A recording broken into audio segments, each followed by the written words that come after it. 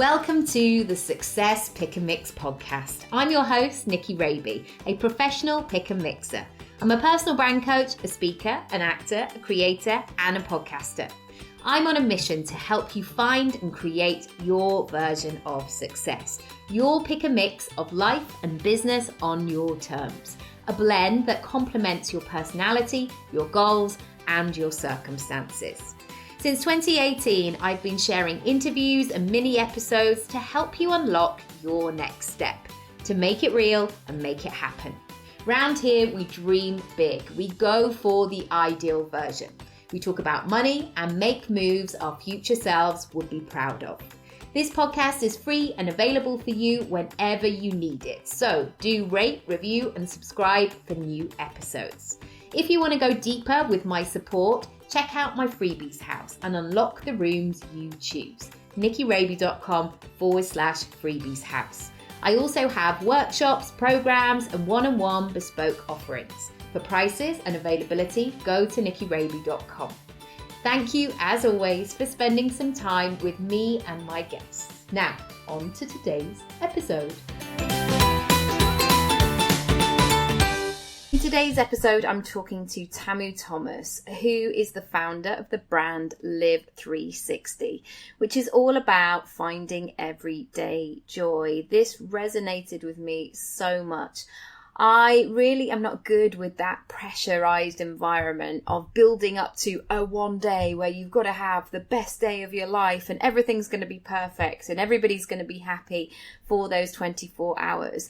I'm much better when things are consistent and I'm really enjoying the smaller moments or the bigger moments, but just having those lovely bubbles of moments every single day. And she does so many things. She's got a podcast, she's got a clothing line, she does retreats. She'd also like to open a shop, which she talks much more about in the podcast. So if you want to come and join in the conversation afterwards, because we cover a lot in this one, please come over to Instagram at Nicky Raby, or you can find the show notes, nickyraby.com/podcast. And I've said it now, I would like to have 1 million plays by December 2018. So if you've been enjoying this for a while and you want to share it or tell somebody, please rate, review and subscribe and share it with a friend. I love these conversations that I'm making. I want to continue making them, and I would love your help and your support if you wouldn't mind. Also, as well, if there's something that I can do for you, please let me know. I never want to be that person who's just asking all of the time. So feel free to email me hello@nickyraby.com within reason, obviously. I don't want you thinking that I'm just going to send you a house in the post or anything like that. Anyway, enough from me. Here's the episode. Enjoy. Hi, Tamu. Welcome to the podcast.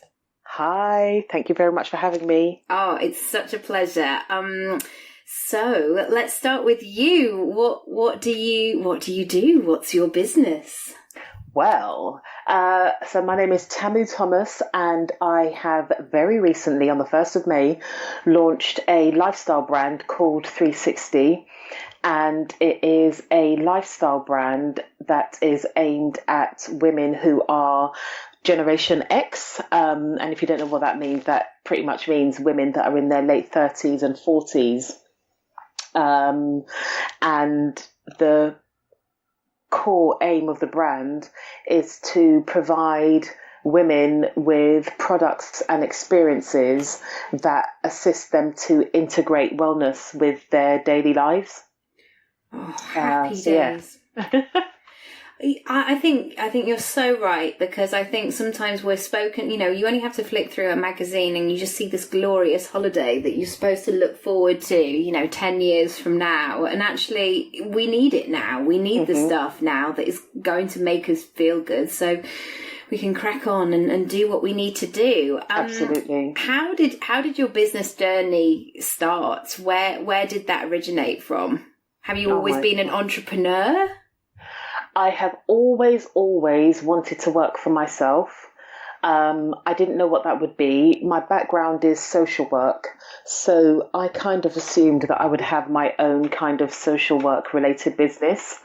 And then in 2010, maybe it was in 2009, my aunt came back from Sierra Leone. My family are from Sierra Leone, and she bought me a maxi dress, a really beautiful pink tie-dye maxi dress. And every time I wore it, people would go on and on about the dress, how much they liked it, where I got it from. And so I thought, oh, maybe I should, the idea of just going out and buying some dresses and bringing them back was not enough for me. I like to create things. And I thought, oh, maybe I should design some dresses, get them made in Sierra Leone using cloth from Sierra Leone and sell them over here, like have, clothes that we would wear every day made out of African textiles. So my naivety, I thought, yep, that's great, I'm going to do it. Jumped on a plane, went to Sierra Leone, had some clothes made, and it was a bloody disaster. Oh. It was a disaster because I had the faith that people would understand what I wanted and that they would be able to produce what I wanted. Oh, interesting, yes. Yeah, and I didn't really, if I'm honest, my understanding of Sierra Leonean culture was based on my diasporan experience of Sierra Leone culture, and that was, really hardworking parents, really hardworking family that did things by the book, tried their best.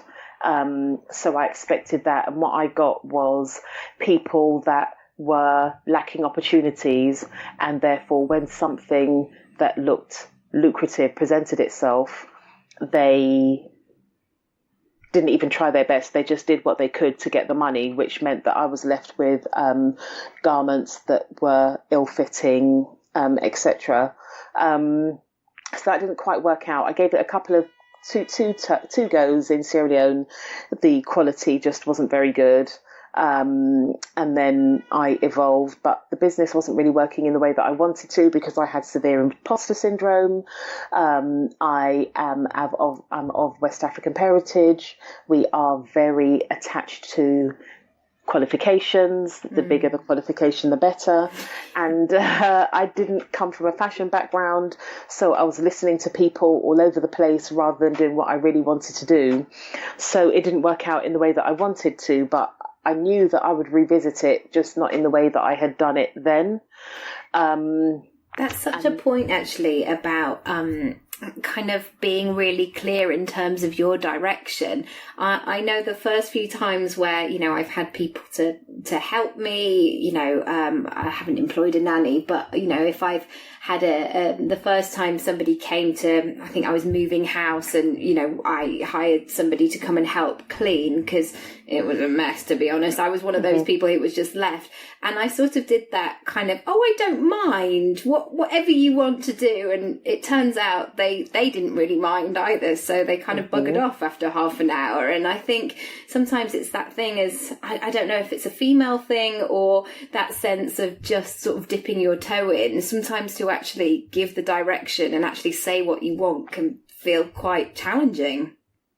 Absolutely, because I know for myself, for a number of reasons, I had internalized a message that I couldn't have what I wanted.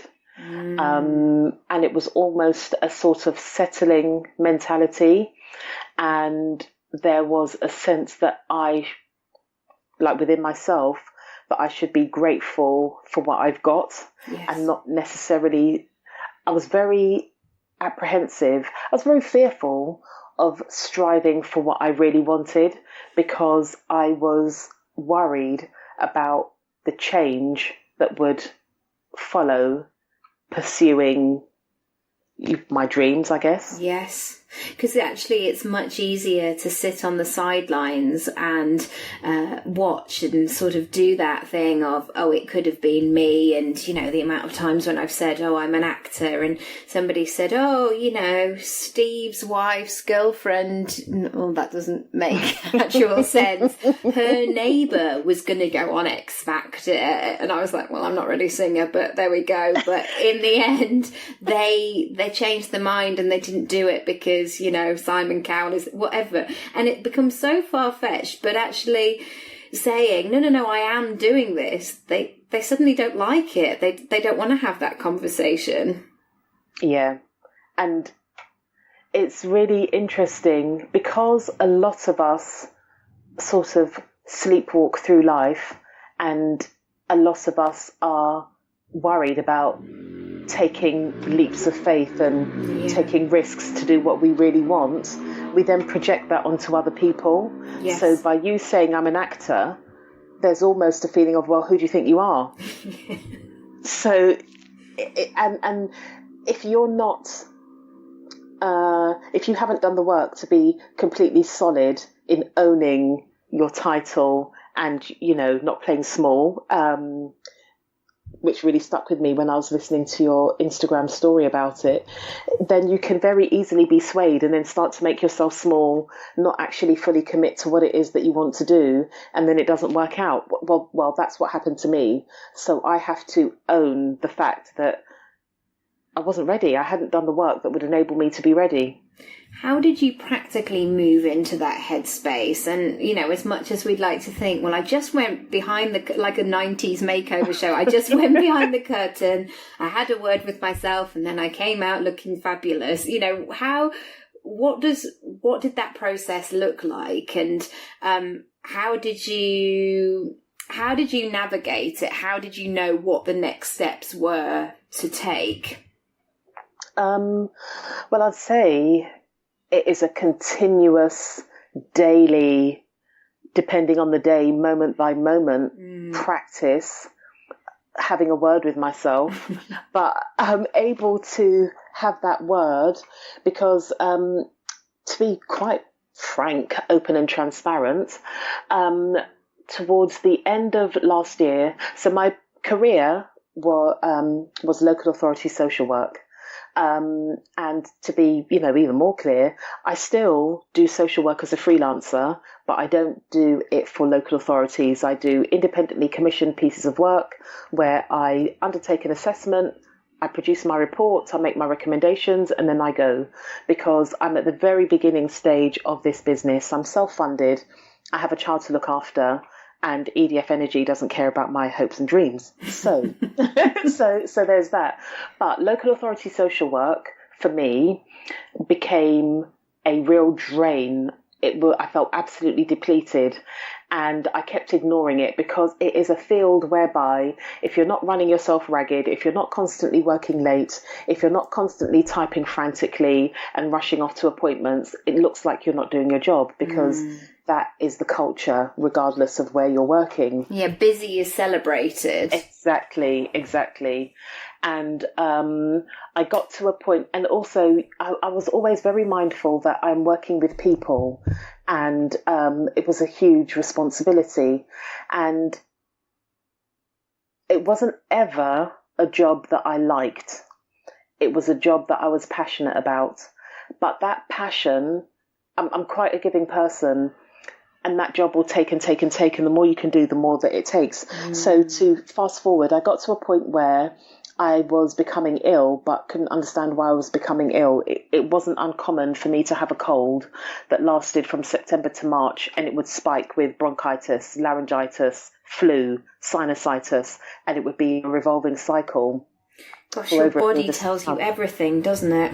I still ignored it because I told myself I was being weak, I was being lazy, I had to keep going. And then when I wasn't listening to that, I started to experience, and it wasn't fleeting low mood like we all have. It was a long, dull undercurrent that just, I felt incredibly stuck. I felt like I was being pulled down. And I was really struggling to find things that I appreciated about myself. But I continued, I kept going. And the long and short of it was I started to experience anxiety, but I was so wrapped up in what I was doing, I didn't realise that it was anxiety. And then one day, I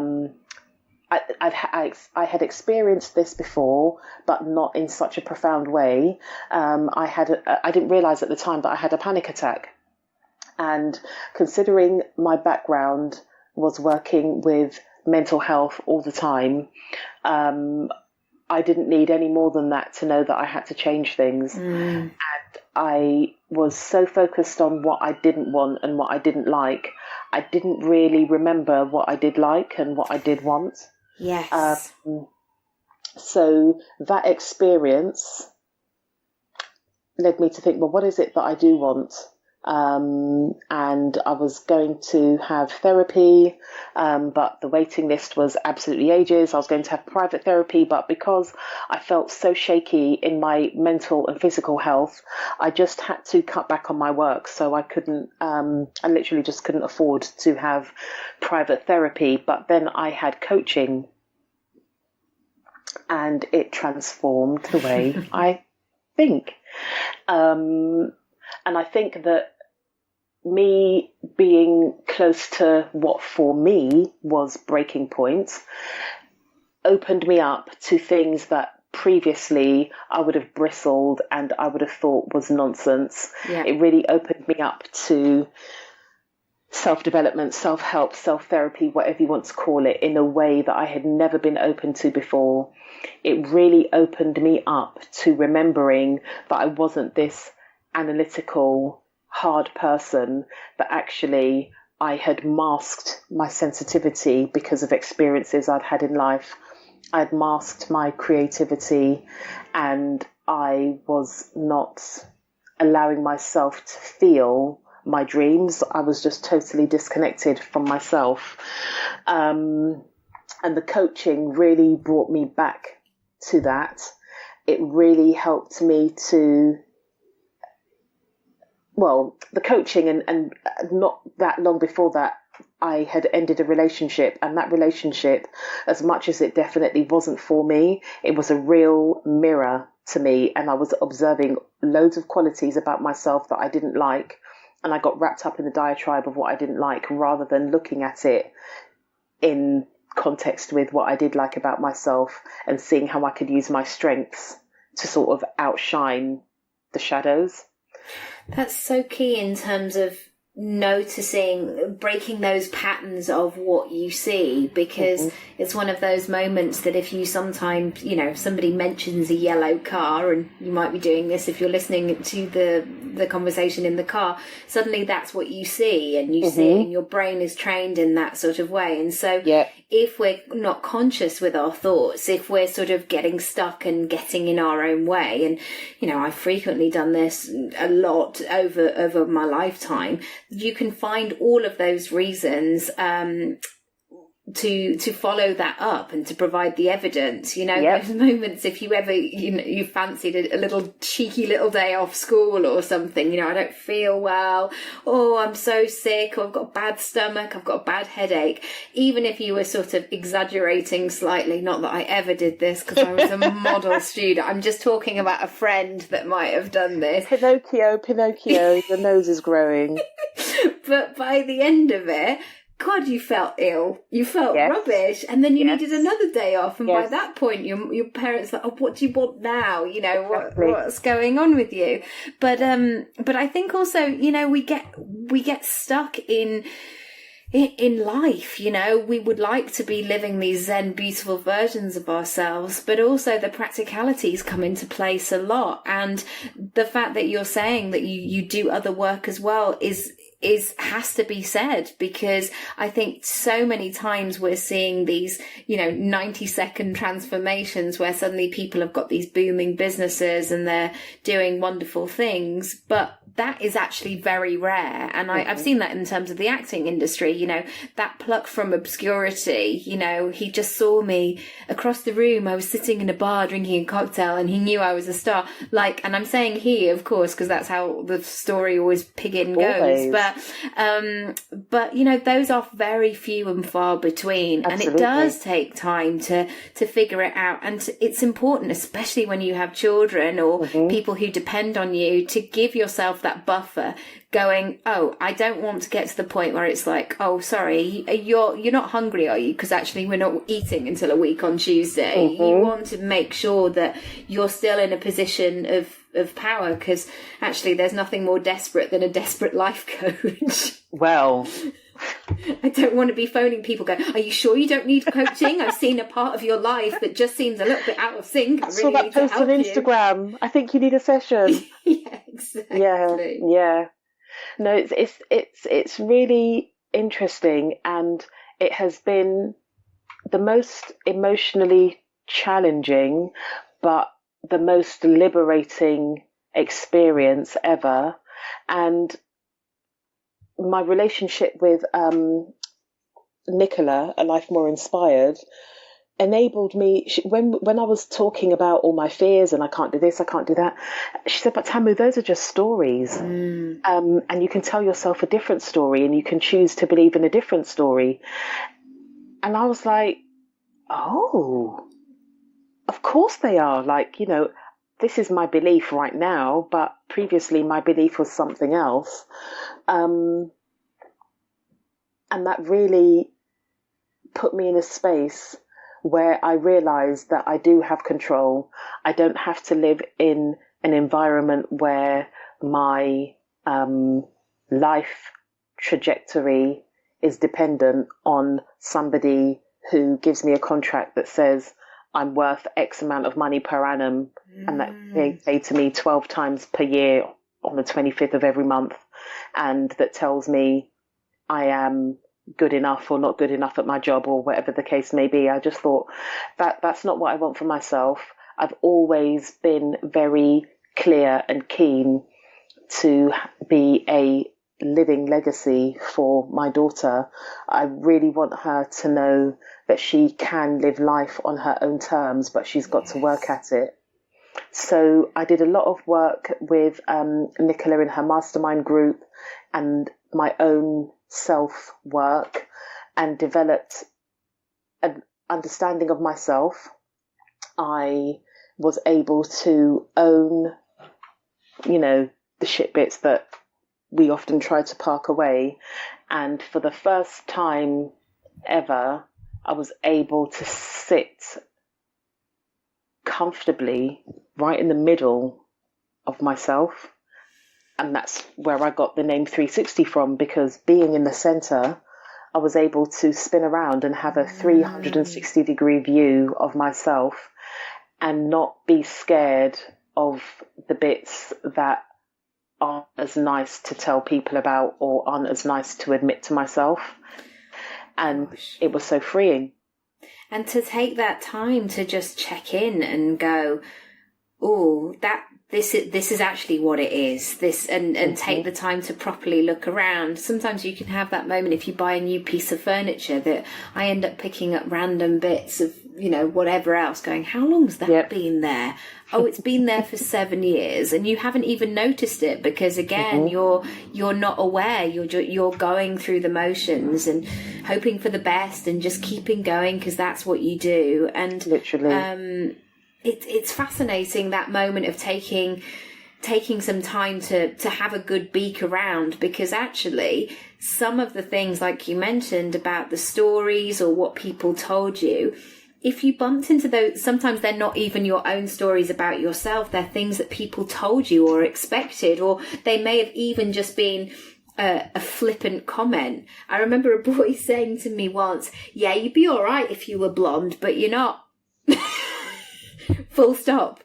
And I just said, my mouth is agape. Yeah, and I just you'd be all right if you were blonde, but all right is not something to strive for, really. I sort of want to be more than all right, really. Exactly. I want to be a bit of all right, if you know what I mean. It's just, and I think that is so sort of layered. If I could go, I think he's in prison now, to be honest. But I think that if you delved into that, he wasn't even for himself thinking, I want a woman who is glorious and wonderful and nurturing and all the rest of it. He just wants a woman to be all right. Yeah. And blonde. Yeah. And it's just, and I think at the time I just sort of did that. Yes, well, I'm not even that keen on you anyway, or did some awful comeback. But so I did. Yeah, oh, fine, and just try to, give him the middle finger and walk away. I probably wouldn't have even done that, actually, because, I probably would have hung around and gone, well, maybe I could diet, maybe I should.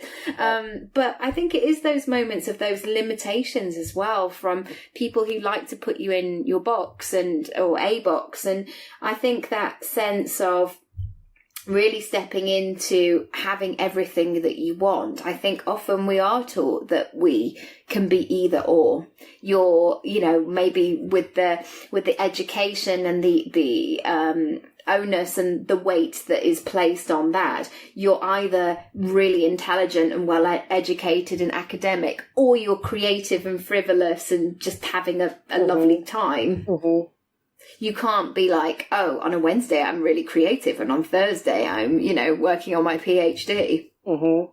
Because, people don't appreciate that can be the fullness, that can be your full expression, that you should just be one thing. And I think that even things like the financial crash in 2007, 2008, that was a very clear example of why you should actually have more than one sort of pathway available to you. Yes. Those days of being, I work for the council and that's where I'm going to work forever. I don't think that that's a reality for many of us these days. No. I think, as Emma Gannon has coined the term multi-hyphen career, or whatever it is, I think that is a much more realistic way to view yourself, because if you are a whole human being, you're not just one thing. Yes, and that sense of being able to bring a different flavour. Sometimes I've been at some organisations that I won't mention on here, but I'm sure if you go on my LinkedIn, you'll be able to find it. I've got a different name on LinkedIn, so you'll probably never find them. But those moments where people just stand around and they're all looking at each other and nobody can make a decision and everything has to be signed off and go through things. Oh my gosh. And it's really awful, because it makes me want to be a sassy teenager and go, can somebody make an effing decision, please? Exactly. Because from working for local authorities, it could cost the best part of £1,000 just to get somebody to sign off something for £50.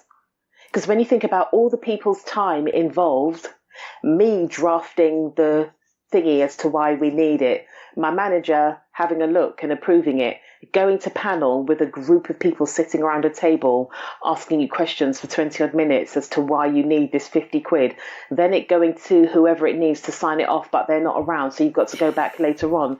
If you calculate the time and money, well, time is money for the sake of £50. Yeah, so true. Whereas we will go, I'll go in the living room and say to Matt, we're starting a podcast, ready? And he's going, exactly. Sorry, what did you say? What? Are we doing this before dinner or not? And, oh God, and I think this is the thing sometimes, that just that sense, we spoke about it before we started recording, but that sense of what that does to your body, how it opens you up and it makes you feel alive. Yeah. Totally, and peaceful at the same time. Yes, and I think there's this thing, certainly motherhood has given me a new lease of life. I kind of realised that I've been faffing around for my 20s or not showing up, or, that video that I made about playing small. Yeah. I made it because I needed to hear it. It's not enough, and I'm learning the lesson that I need to. But there were so many times where I thought, oh, this wasn't for me. But I would love to know, along this multi-hyphen method type situation, which I sort of wanted more from Emma, but I think I need to write the book because I've got the coaching element in it. And but the book part 2 for me is, so how do you do that practically, and not in a sort of, you just write 20 letters per day and say what you're good at. How do you get to a point where you can say, I am actually doing this and it feels scary, and I've never looked at myself in this way before, but I know that it's my time. I'm giving you some big questions here. Yeah. Well, I am very open to things. So previously I'd forced myself into a really logical, analytical space, which isn't natural to me. but I had adopted that because in social work, you're always reading between the lines and analysing information. And in my sort of journey after feeling really shaky in terms of my mental health, I was open to things that I wasn't previously. So I'm waffling now. The long and short of it is the practical things that enabled me to be scared but remember and tap into the faith that I have in myself are manifold. So they are affirmations, affirmations that I say out loud, affirmations that I have on loop in my head. My main one is I got a deck of Nicola. I keep talking about A Life More Inspired, but she was really crucial in helping me flip the script. So one of her affirmation cards says, "Today I will be my own best friend." And literally, I try to talk to myself and give myself the pep talks I do in the way that I do to my best friends. I also remember things by using very tangible, practical things, like I have a blessings jar. So I literally write down a scrap of paper, something good that's happened today. I'm looking at it at the moment. One of the things that's facing outward, it was literally, I was looking after my godson and my daughter and nephew, and they were singing and rapping, and my nephew was one at the time, and he really firmly believed he was singing what my godson and my daughter, that was such a beautiful memory. And I wrote that not as a, so it looks like, oh, it's a blessings jar, but it's about an external thing. Yes. But whenever I read that, I can remember the feeling. And I was able to do that in the middle of the day because I decided to stop working full time for other people and decided to work for myself. Yes. So I can evoke those sorts of things. I journal. So quite often what I realized was that I was a very judgmental person, and I'm working on that. But when I actually stripped back in journaling, all of that judgment was about myself, and I was just projecting it elsewhere. So I use my journal. I use my journals, I should say. So I journal. It's the 108 notebooks I've got just, goodness, by my bedside. It's ridiculous. I'm like, my daughter is obsessed with stationery, and I'm always saying, "Oh, you're wasting money. I don't give you pocket money so that you can buy a new thing from Smiggle every week or whatever." The amount of notebooks I've got, and journals and planners and this and that. But journaling has really been one of the cornerstones in me being able to change my internal dialogue. Yes. And put down on, I don't just use it as a dumping ground, but when I do dump, as the information is flowing down from my head through my hand onto that piece of paper, I start to see the stories for what they are, and then I can start to flip them. And so in my practical daily life, that just lodges in my mind. So when I'm doing things like when I'm criticizing myself, when I'm telling myself I can't do things, I'm like, "Oh, Tamu, you're doing it again." And then I've got the other things that I can do about it. So whether that is journal about why I can and should and deserve and can have these things, or if it is an affirmation that I will repeat all the time. Even things like in the morning, try as best as I can to start my day with my feet on the ground, just telling myself today I'll be my own best friend, and really being clear about how I want to feel about the day. And I listen to lots of podcasts, lots of audiobooks, and I read all the time because I just need that constant trickle so I don't fall back into my default. And I know that I need that because that was my default from the age of 7 to the age of 39. So it's going to take a lot to chip away.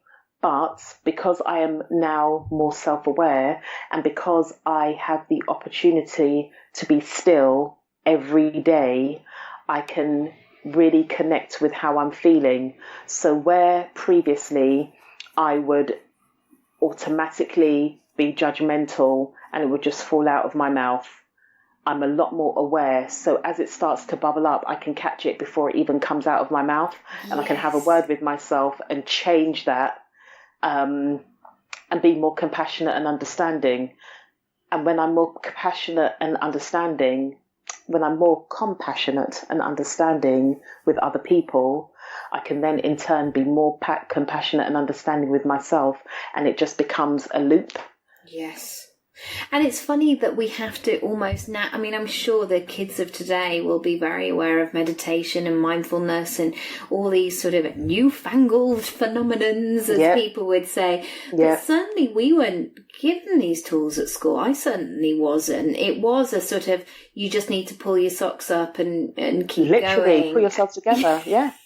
Pull those slouch socks from the 80s up and sort yourself out. But it was that sense. And it was very much strong. Yes. Be strong.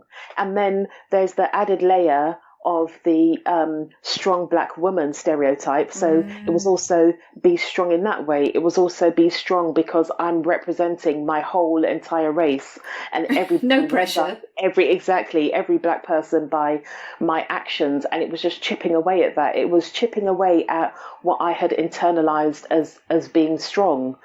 Because what I had internalized from the women that I grew up around, a lot of them ended up being single women in their own right or single mothers. And they, from what I could see on the outside, blossomed. They got better cars, they got bigger houses, they were able to manage a bigger mortgage, they were able to have additional properties, they were able to invest. So what I saw on the outside of these women standing independently, being really strong, they don't need anybody, that is what I saw. But what I didn't realise behind that was that these women did that out of necessity. Right. It wasn't out of choice. And as a woman in my own right, realising that they had to do that, it wasn't a lifestyle choice, they had to do that to survive, I started to realise that a lot of my behaviour and a lot of what I was seeing was surviving. And I thought, but I know that I have innate qualities. I know that despite what I told myself, I was good at my job. I know that I make connections with people. I know that I have the natural ability to make people feel at ease and comfortable. So I had to really change what I was seeing as a strength and realizing that that was survival. And in order for me to be able to live the life that I've always known I'm capable of, and in order for me to have a business that doesn't just make me money, but also is of service to people in a way that I don't think is being done currently, and particularly not with women of my age group, I had to modify what I had learnt and develop a set of tools that would assist me to shift from surviving to thriving. Because you can have both. You can have a thriving, beautiful business that is valuable and helpful and useful. And again, I think that sense of, you know, the money, you're either chasing the money or, you know, you're, I don't know, working for Oxfam and giving everything away. And actually, if you can't, there is a way that you can do both brilliantly. Yeah. And I really am invested in us knowing that, because whether you're a mother or not, we are nurturing the following generations, whether they are of our loins or whether they are within our workplaces, whether they are people within our immediate communities or in the wider community. We are setting the tone for what's to come. Yes. So I think that it is really important for us to be able to embrace that and to shift from that surviving and knowing that having a life where we create abundance isn't a bad thing. It doesn't mean that you're chasing money, because if you are working in a manner where you are in alignment, that flow should come. It's an ebb and it's a flow, but hopefully it will flow more in your direction than it ebbs away. But you can also be very mindful with how you live your life, so that the ebb, the sort of transactions moving away from you, are actually transactions and interactions that are empowering and enriching. So whether that is empowering and enriching other people by the way you spend your time with them, the way you give your time to them, or whether it's empowering and enriching because you have the financial means to be able to spend your money in ways that is emitting and distributing your money as energy. Yes. Does that make sense? Because I know certainly in the early stages of my mothering journey, I didn't plan as I was fiddling around with fonts and graphics and making my website look all jazzy just before I had my son. And I was like, what am I doing? Nobody's looking at that stuff. I need to future-proof my business, which was, only a tiny trick that I missed by any means. But I realised in the first few months, because I was living on savings and things like that, actually when I don't earn well for what I do, or when I feel like I'm in survival mode or just scraping by, actually nobody wins, because I'm certainly not the best version of myself in that stressed, overstretched way. And likewise, I'm not the most patient version or the most abundant, and I don't want to go out for a coffee and think, I hope they bloody pay because I'm not buying them. I don't want to do that. I want to go, let me buy your coffee, let me do this. Yes. I don't want to be like, I hope they don't ask me for the £2.40.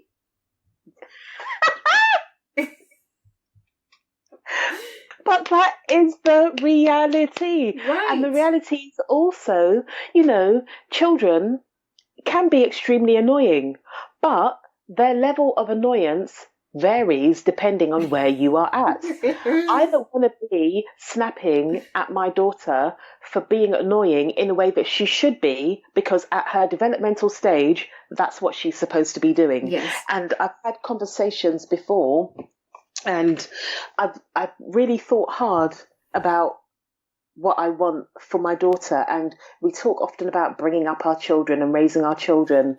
And I just think to myself, I don't want to bring her up. I want to love her up. And for me to love her up, I need to be in a space where I'm not irritated by nonsense because I've deprived myself of time to do the little things that I need to do. And although they're little things, they have a really big impact on my life and how I show up in the world and for myself. And because they are little things to the outside world, people are not going to notice them and pick you up on that and saying, I think you've only had 3 cups of tea today. I don't think you've had the 5 that you actually require to function on the planet, because it's such a small thing. Whereas, I don't think you've had, I do shower every morning, but I don't think you've had one of those, extra long skin crinkling baths that I know that you need in order to zone out. Yeah. People are not keeping a watch because everybody's trying to keep up their own, version of self-care. Yeah. So we have to, and I live with 2 boys as well, one of them is 2, so he's not going to say, Mummy, when was the last time you got a pedicure? Because, what is going on with your feet? He's not going to do that. No. And I guess we need to do that for ourselves and be okay with doing that and saying, I need this. Yeah. Absolutely. Like, I know I hate baths, to be quite honest. I'm a shower person, but I know that I function a lot better in terms of my physical health and in terms of, just my general outlook. I'm much better off if I have 2 magnesium baths a week. I don't often, it's a real struggle for me to do that because I just don't enjoy sitting down in the bath. I want to get out as soon as I've got in, but I'll do things like listen to a podcast whilst I'm in there and try to listen. Like, some podcasts I listen to are like half an hour, 40 minutes. So I think to myself, I'm going to listen for the duration and get lost in the podcast so that I can stay in this bath because I need it. And sometimes it is like literally as you said, no one's going to notice if I didn't, journal for 4 minutes today, or I didn't write a gratitude list. But I know that for me, it has such a huge, like my retreat. I've got a retreat coming up on the 9th of September, and I had to really journal a lot on that, because I started to tell myself, who do I think I am to be doing a retreat? And then I had to remind myself that actually I'm in the prime position to do that. After 15 years in my career, I know damn well how to curate experiences that can enhance, improve, change, transform people's lives. But I really had to sit down and journal on that, and really have a word with myself about how much I was charging for it, and whether or not I should or shouldn't. Will people come? Won't they come? I had to really dig deep into my practices, and also channel into friendship. I've got a group of friends that we have a lot of contact on WhatsApp, and I had to share with them, because left to my own devices, I could have easily just talked. I still would have done it, but not done it. I'm talking about sharing the post about the retreat. I still would have done it, but I wouldn't have been able to put myself in a space where my intention matched what I was delivering. And that is so key, is that sometimes people, that's why it has to be aligned. And there are some coaches that say, my prices start at, see, the police are coming to get me already. I'm talking about money. Sorry, I seem to think that there's a woman who's trying to... She's charging what she's worth. I'm sorry. Let's take her down the station. I'm coming. Just let me finish my podcast. But yeah, that sense of... You can have all the best business strategies in the world. You can have the beautiful sales funnels, or the checkout page, or the latest edition of Squarespace, whatever it is. But if you're not feeling it, and that's not aligned to where you're up to, God, you're never going to sell it. Because there are some coaches who I know who are probably no better than me, but they're saying, my prices start at 50 grand. Well, for me, I want people to buy houses for 50 grand. And I know that is a growth mindset. That is something that is clearly cooking with me. And maybe I don't, that's exactly what it is. Probably like, I don't feel that it's worth somebody paying 50 grand, but if some people pay 30 quid for some nice shoes, or some people spend 530 quid. Exactly. It's all relative, isn't it? Yeah, it is. And sometimes I think that a lot of the time it is that sort of lack mentality. But sometimes it's also being aware that you want to provide a value, and you want to have a really rich, tangible sense of value. And I think anybody can pluck a figure out of the air, and some people attach value to money and think, well, if they're charging 50 grand, then it's going to be worth it. But I think sometimes you just want to be really sure and clear that you are offering value for money without cheating yourself. And I think also you can change it. I know so many of my clients really struggle, especially that first time when they put themselves out there. Initially, like, what do I charge, and where do I market this brand, and is it going to appeal to my customer? And I think you have to just start somewhere of what feels good, even if it's less than what you would ideally charge, but just to feel it out and to get the money flowing in. Because I think sometimes we can wait so long and go, well, I'll start charging in 45 years. And actually it's not practical to do that. And as soon as somebody pays for something, you know that it works. Which totally is always a great thing. So how did it start with building your clothing brand and knowing that it was now the time to go for it? What did that process look like? That process, it came and it went. But once I had decided that I had faith in myself, it was very quick because I've had the experience of, so firstly, I knew that I wanted clothing to be part of the brand. So I had hosted a relationship and self-care panel conversation, and one of the people on the panel, who's a relationship coach, he said that one of the reasons people's relationships fail is because they lose the sense that your relationship is a source of play and enjoyment. That hit me like a ton of bricks, especially because for quite some time now, my focus has been on my primary relationship, which is my relationship with myself. And I immediately thought, Tamu, you're not thinking about yourself as your source of enjoyment and play. So when I was thinking about the business, in order for me to do it in a way that I would be able to stick with when it got difficult, when I got scared and all of that sort of stuff, I thought I have to create something which is a source of enjoyment in play and encompasses all the things that I'm interested in and enjoy. Yes. So I knew that it couldn't just be a clothing brand. And also with the clothes, I want my intention with the clothes is for them to be something that has meaning and has a positive impact on your well-being. I'd also had what I know now is the sort of best mistake I could have made in terms of clothing manufacturing. I had the experience of manufacturing in Sierra Leone, it not working out, being forced into a position where I needed to find a manufacturer in England. Found a wonderful woman who's based in East London who has a small factory, and she does quite big scale production, but she also does small scale production.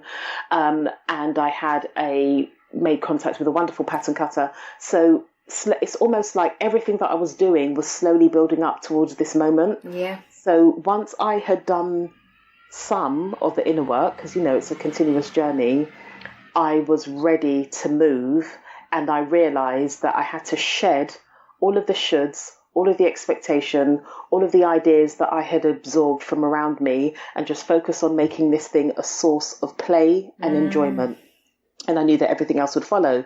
So I thought about the things that I'm really passionate about the things that I'm keen on and what I wasn't seeing, but not in a way where I was looking at it like, oh, bloody hell, this isn't around. What can I do to fill that void? And I was just coming across women who were approaching 40, who were like having what seemed to be like some kind of existential crisis. And I thought, well, what can I do? There's lots of people that are coaching and coaches, and they're qualified and experienced to do that. That's not what I want to do. I want to do clothing, but I don't want to have a clothing brand as such. I want to have an environment that could transport itself or lend itself to practical physical spaces. And I've had experience of organising panel discussions through my passion project, Motherhood Reconstructed. I'd had the experience of doing the clothing. So I thought, right, I'm going to look at how I can do all of those things together and be the person that takes the what. So what is going on, why it's going on, what you can do about it. And I want to be the person that delivers the how. So how can you create space to actually work on and move forward with these things that you're learning about yourself and these tools that you're learning to support you in thriving? So I knew immediately that the clothes had to be functional in a way that they supported your day. And I thought about, when I'm in a rush, I reach for a jumpsuit. Yeah. And I thought, well, what about if I wasn't rushing? What could I do if I had a one-piece item? I would have more time to do what I need to do in the morning to get my head in the right space, so that regardless of what the world throws at me, I can bend and flex and respond accordingly, because I'm leaving my home feeling centered and grounded. Fine, right. So the clothes have got to be feeling good in what you're wearing, feeling like you're age appropriate, as in, not at a point where it's like, oh, I don't know if this is right, or because I don't, I think that, you know, you can look at a piece of clothing and it doesn't really matter where it's from. It's how it fits and making all of that sort of stuff. Exactly. And I still want to be wearing cool trainers when I'm 65 bobbing around. Of course. And 85 and the rest. You know, my Nana is approaching 92 and she still like goes on planes and like dresses like Joan Collins, and she's always like sashaying around, you know, talking to, she's got some knee-high boots, she's got all the things. Yes, Grandma. Yeah, I'm actually quite jealous. Maybe that's my relationship. I'm jealous of her.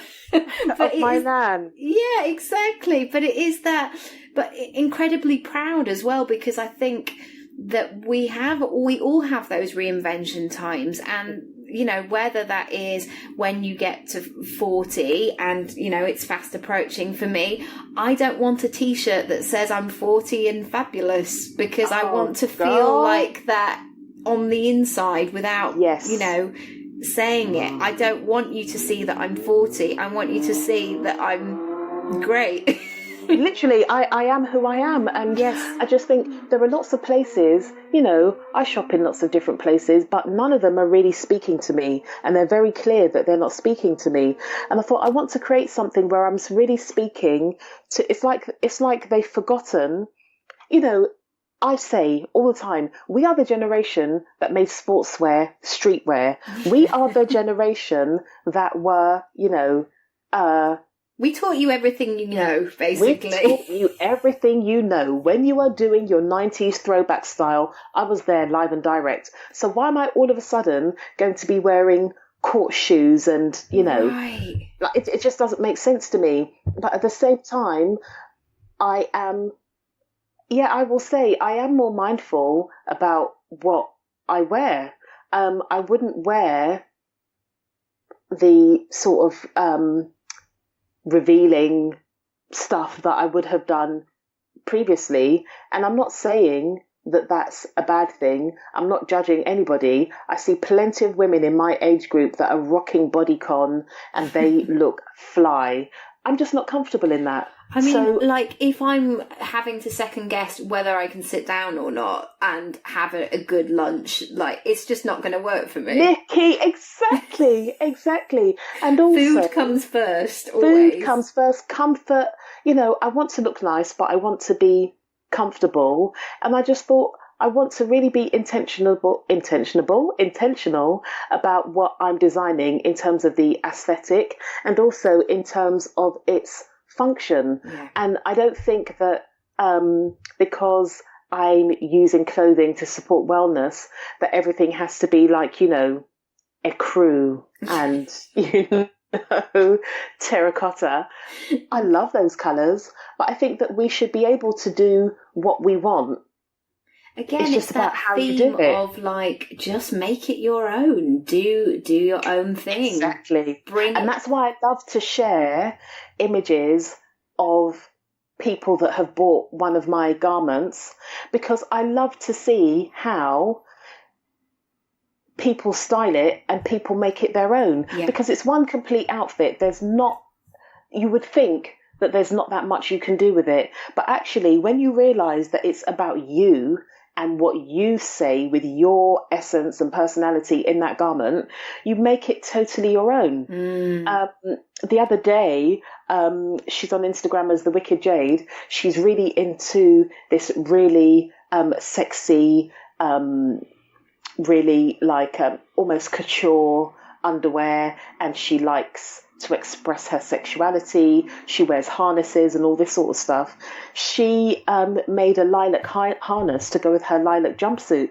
Just that addition to the jumpsuit totally transformed that outfit from me wearing it with a pair of trainers or Block Hill sandals. It had such a different feel, and it's really beautiful to see that.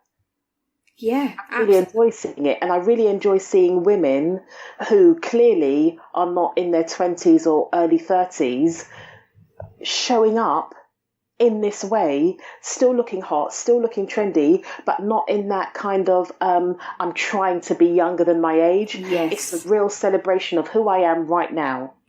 And that sense of me and my daughter are best friends, and we go and meet men together and all the rest of it. Like, I don't need to be in that. Well, my son's too, so it's not really going to work. Well, no, not. No, totally. I'm happy being the age that I am, but I want to feel celebrated. And Natasha, a mutual friend of ours, and I saw her jumpsuit before I'd met you in person, and I didn't know, I hadn't seen the brand and all the rest of it, and Natasha had an important night celebrating a tribute concert for her dad, and we've got kids who are similar ages, so we see each other sort of like mums round the park type situation, or stopping our kids from wrestling or whatever. And it was so interesting because that night was such a key night for her, but also it was one of those that was quite emotional, but she had to look, basically all the emotions that we're all juggling on a day-to-day basis. She had to look together, but she wanted to look cool, but who she was and all of these things. And I remember her walking, it was at a cinema in Mayfair. I remember her walking in and going, "Oh, you made a good choice there with that out." Like, because she just encapsulated that moment of what she needed. And I thought, and there were loads of brilliant, like old sort of, I hate to say old, but like, Debbie Harry types with sort of, the women who are going, "I'm going to wear the skinny black jeans and the dark glasses and the big hair because that's what I did in the 70s and I know that works for me." But it was so lovely to see that chapter of her life being sort of captured in that moment and in that outfit. And she looked so wonderful in it. But you know what? She could wear, and she knows me from way back, she wore one of the very few pieces that actually fit a human being that I got from Sierra Leone. But she is such a spirit that she could wear a bin bag and you would just see her shining through.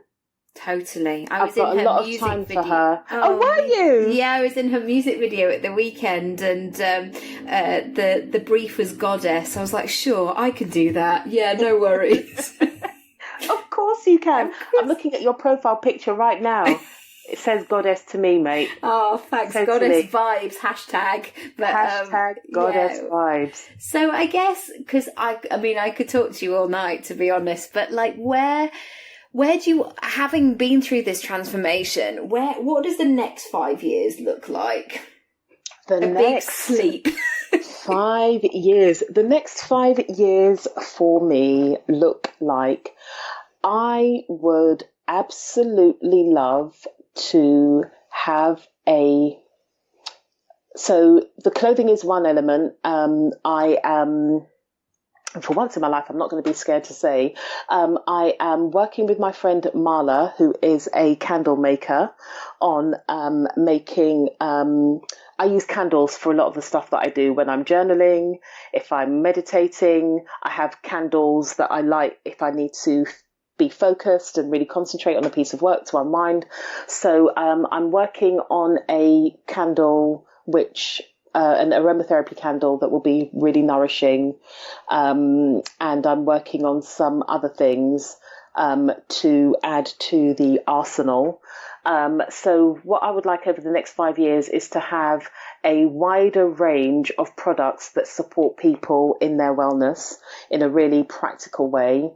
I would like to be able to build on my retreats, so the first of which I'm having on the 9th of September, and I'd like to be able to do those somewhere hot and sunny and give us a whole week where we can just indulge ourselves and, you know, do stuff to look after ourselves. And I'd really like to have a shop. Yeah, I'd really like to have a shop. I'd really like to have a space where I am able to give people an experience. I would really like to have a space which is multi-purpose, where people can come and hang out and shop and communicate and feel a sense of community and engage in activities that support them in their wellness. That's what I would absolutely love to do. I would like to do what I'm doing online, IRL.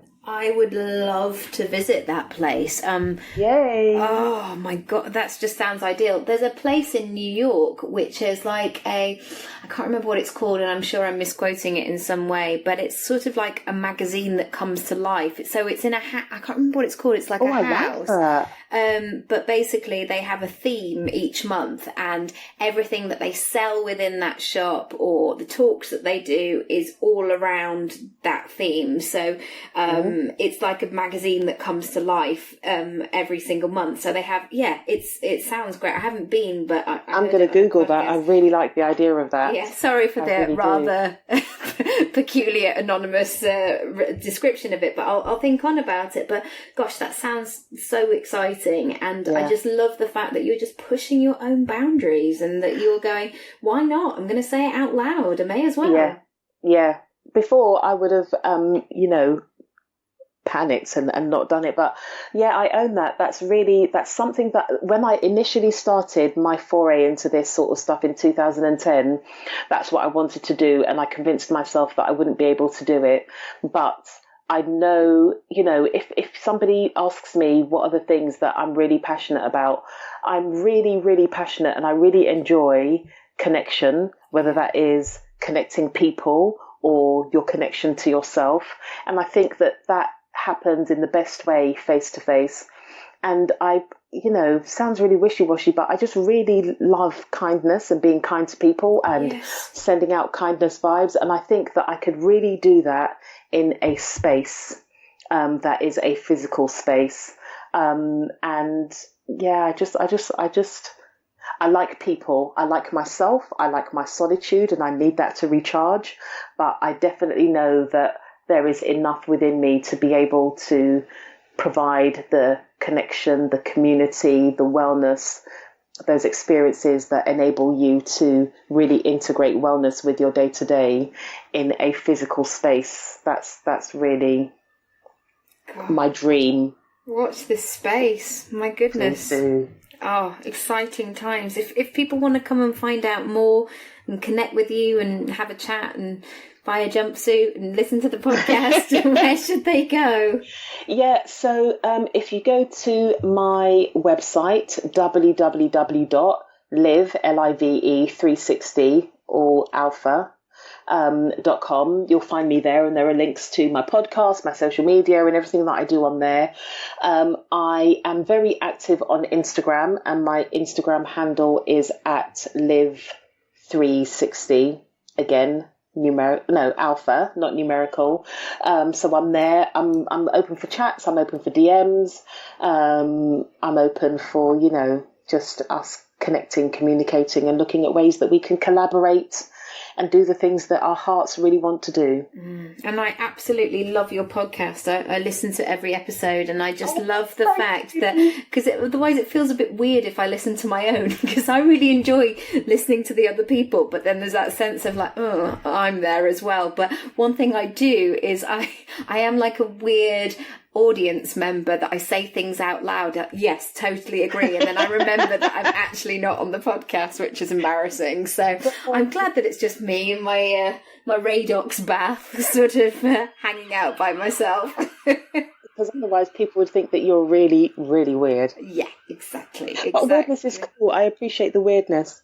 Oh, well, we're all made up of all kinds of great parts, aren't we? And it's like what kind of comes out to play. But thank you, Tamu. Oh my goodness. And before I go, I've loved it as well. And I must say that I haven't listened to an entire podcast episode of yours, but I've got that on my list for when I go on holiday.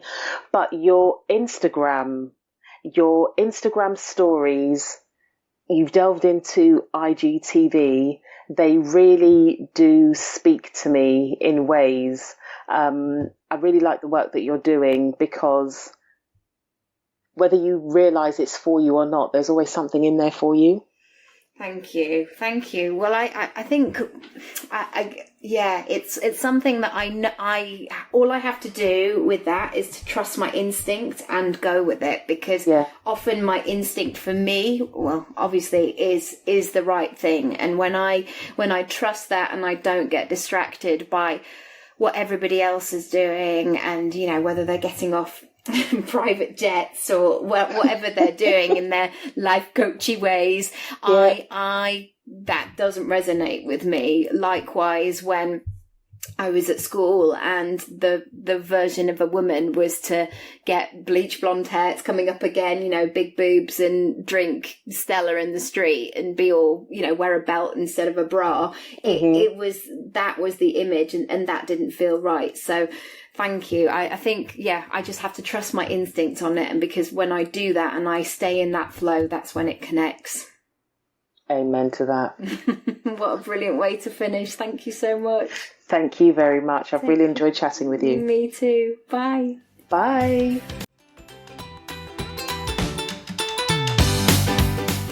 Thanks so much for listening to today's episode.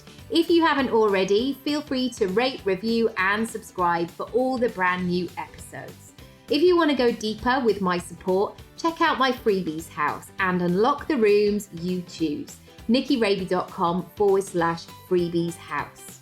I also have workshops, programs, and one-on-one bespoke offerings. For prices, availability, or just to have a chat with me, go to nickyraby.com. Thank you, as always, for spending some time with me and my guests, and I'll see you next time.